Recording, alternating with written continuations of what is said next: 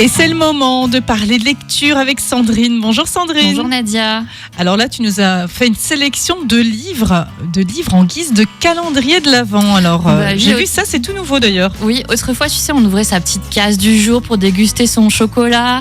On trouvait souvent un chocolat très carré avec une petite bougie ou un bonhomme de neige. Aujourd'hui, c'est devenu la folie. On trouve des calendriers de produits de beauté, de bière, de saucissons.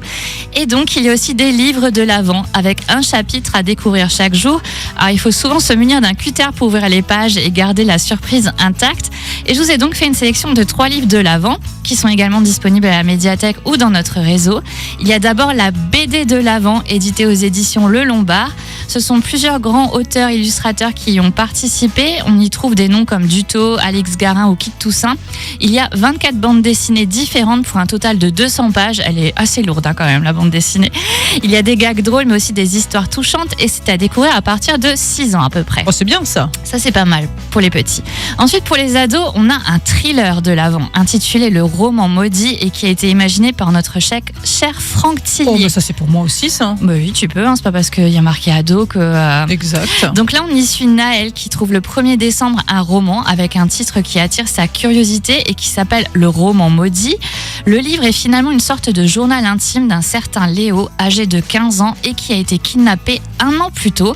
Naël va devoir mener l'enquête jour après jour et autant vous dire qu'avec les pages scellées, on a la bonne dose de suspense. Ça, c'est à partir de 12 ans. Et enfin, pour les plus romantiques, il y a Secret Santa de Sophie Jomain. C'est un peu la précurseuse en matière de romance de l'Avent. C'est un peu elle qui avait lancé la mode il y a 2-3 ans et depuis, ça fleurit en librairie.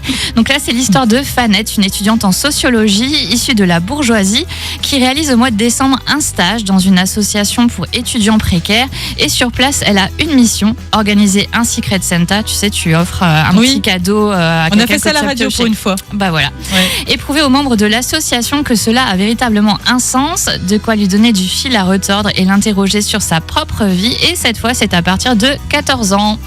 Alors, c'est comme le calendrier en chocolat, le plus dur, en fait, c'est de résister et pas d'ouvrir les autres pages. C'est ça. Alors, il y en a qui ne jouent pas le jeu et qui les ouvrent.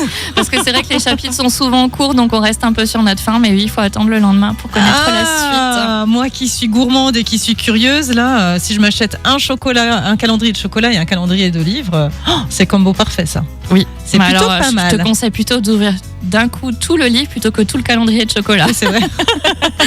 Merci beaucoup pour cette sélection. Vous la retrouvez d'ailleurs, cette sélection, sur notre site radiomélodie.com dans les podcasts de Comme dans un livre.